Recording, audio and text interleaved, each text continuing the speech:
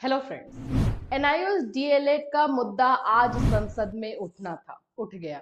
क्या हुआ है, क्या क्या चीजें वहां पर हुई है, वो सभी चीजें हम समझेंगे। क्या एनसीईआरटी जो एनसीटी है और जो एमएचआरडी है, क्या वो सपोर्ट में है एनआईओएस डीएलएड के बच्चों के या नहीं, और आखिर में जवाब वहां से क्या आया है, ये सभी चीजें आपको डिटेल में जो है और बहुत ही साधारण शब्दों में, जो साधारण बोलचाल की भाषा है उसमें आपको समझाई जाएगी, जिससे आपको समझ में आए कि एक्चुअल मकसद इन लोगों का जो है क्या है एनआईओएस डीएलएड के बच्चों को लेकर के। सो फ्रेंड्स, चैनल पर पहली बार विजिट कर रहे हो तो चैनल को सब्सक्राइब कर लेना, बेल आइकन को हिट कर देना, जिससे जब भी कोई अपडेट दिया जाए इमीडिएटली आपके पास पहुंचे। मैं स्टार्टिंग से अगर ये बात कह रही हूं कि एनआईओएस डीएलएड का आज जो हाल हुआ है और उन बच्चों का जो हाल हुआ है, जो 14 से 15 लाख बच्चे हैं उनका ये हाल हुआ है, तो इसकी जिम्मेवार, इसकी रिस्पॉन्सिबिलिटी एनसीटी को लेनी चाहिए। एनसीटी की वजह से हुआ है, उनकी लापरवाही की वजह से हुआ है, उनके आप केयरलेस नेचर की वजह से हुआ है, जिसका भुगतान आज एनआईओएस डीएलएड के बच्चे कर रहे हैं। मुद्दा संसद में उठाया जाना था। मैं आपको दो यहाँ पे लेटर दिखा रही, दोनों सेम है, ये इंग्लिश में है, ये हिंदी में है, ताकि आपको और अच्छे से समझ में आ जाए। यहाँ पर आप लोग का क्वेश्चन का ये था, इतने सारे क्वेश्चन से आंसर में क्या दिया गया है।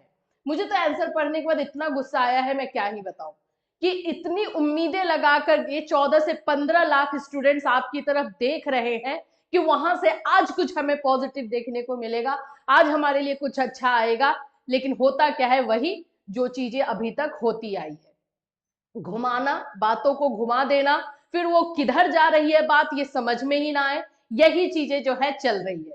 अभी यहाँ पर क्वेश्चन मैं आपको हिंदी इंग्लिश दोनों बताऊंगी कि क्या उठाया गया है।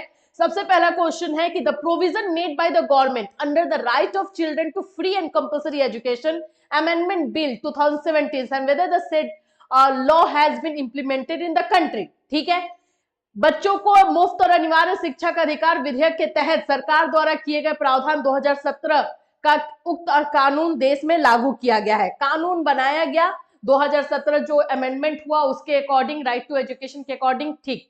सेकेंड नंबर यहाँ पर जो क्वेश्चन है, क्या क्या यह सच है कि एनआईओएस को डीएलएड की मान्यता दिए जाने के बाद भी प्रारंभिक शिक्षा में डिप्लोमा राष्ट्रीय अध्यापक शिक्षा परिषद द्वारा इसे भारत के राजपत्र में प्रकाशित नहीं किया गया है?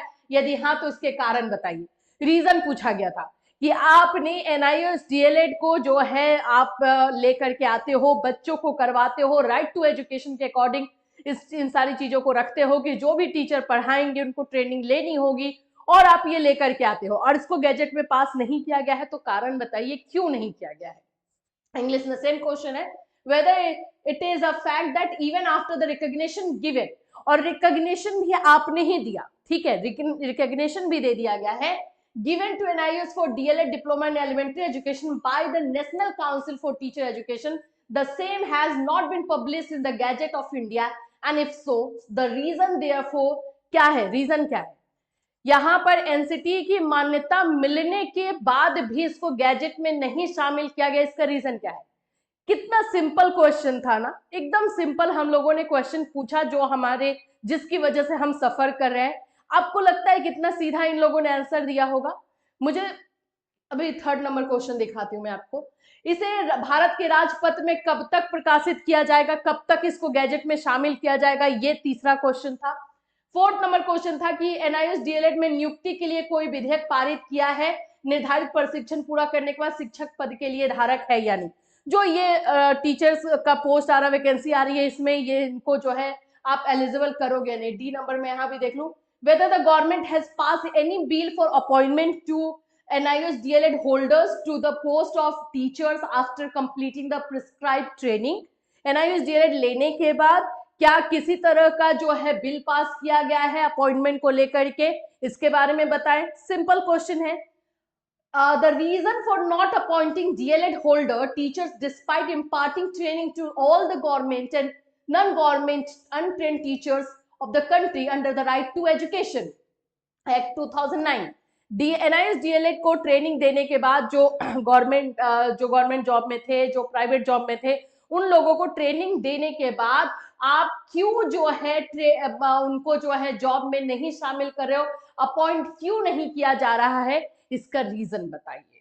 सिंपल क्वेश्चन था, आप लोग इसको पढ़ भी लेना, इसको हम टेलीग्राम पे डाल देंगे, दोनों हिंदी और इंग्लिश लेटर, आप पढ़ लेना, गुस्सा तो आपको भी आएगा।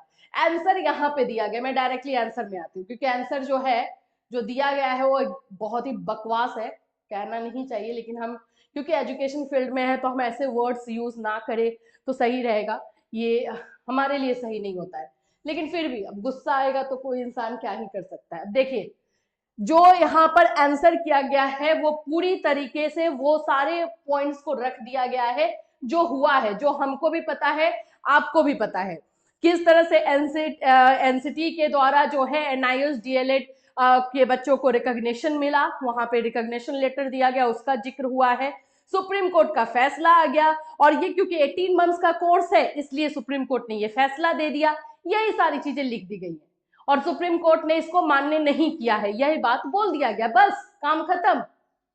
आपने इसको गैजेट में क्यों नहीं शामिल किया, इसका रीजन मिला हमें, इसको कब तक गैजेट में शामिल किया जाएगा इसका रीजन मिला, और इसको अपॉइंटी जो भी टीचिंग वैकेंसी आ रही है इसमें इसको क्यों अपॉइंटमेंट आप नहीं दे रहे हैं, इसका रीजन मिला नहीं। रीजन पढ़ोगे तो आप देखो, बच्चों को मुफ्त और अनिवार्य शिक्षा संशोधन 2017 स्टार्ट हुआ है 31 मार्च 2015, ये सारी चीजें बोली गई है। यहाँ देखो एनआईओएस द्वारा संचालित 18 महीने पाठ्यक्रम के तहत प्रशिक्षण लेने वाले शिक्षकों की संख्या अनुबंध में दी गई है। एमओई और राष्ट्रीय शिक्षा अध्यापक परिषद 18 महीने की योजना पर विचार करने के लिए सभी राज्यों और केंद्र शासित प्रदेशों को पत्र भेजा गया था, ठीक है। CWJC, यहाँ पे पटना हाईकोर्ट ने जो अपना फैसला सुनाया था उसका भी जिक्र किया गया है कि पटना हाईकोर्ट ने जो है इसको मान्य किया। माननीय उच्च न्यायालय पटना द्वारा 2019 की संख्या 19842 में मान्य किया गया। माननीय सर्वोच्च न्यायालय ने निर्णय सुनाया कि 28/11/2023 को, यानी 28 नवंबर 2023 को SLP संख्या यह है किया गया कि 18 महीने का डीएलएड ओडीएल इसके बराबर नहीं है नियमित 2 वर्ष डीएलएड के कोर्स के। क्या है ये सब, सुप्रीम कोर्ट ने बोला, आपने मान लिया है, आपने हमारे क्वेश्चन का आंसर एक्चुअली में नहीं दिया। जो चीजें अभी तक चल रही हैं बस वही चीज इसमें बोला गया है और कुछ भी नहीं हुआ है, कुछ भी नहीं हुआ है।